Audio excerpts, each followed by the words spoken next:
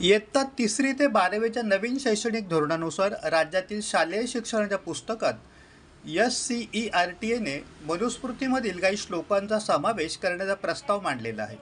हा प्रस्ताव जनतेच्या प्रतिक्रियांसाठी खुला करण्यात आला आहे।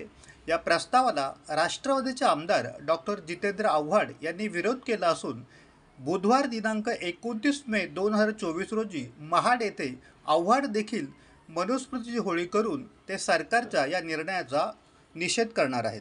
इथले सत्ताधारी परत एकदा मागच्या द्वारांनी त्यांच्या मनात असलेली गोष्ट पूर्ण करू इच्छित आहेत। आमचं संविधान म्हणजेच मनुस्मृती असं म्हणणारे जेव्हा सत्तेत येतात तेव्हा काय घडतं याचं उदाहरण म्हणजे पाठ्यपुस्तकांच्या यादीत पुस्तकात आता मनुस्मृतीचा समावेश होत आहे।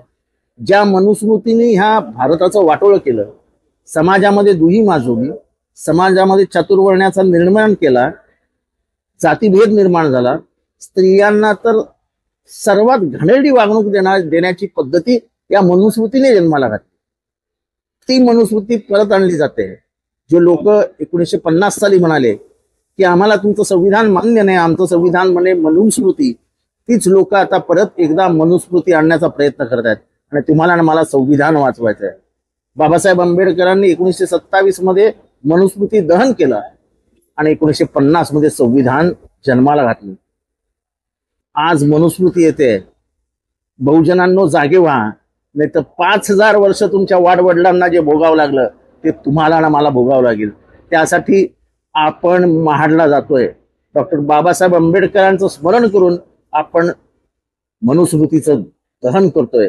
संविधानासाठी देऊ बलिदान।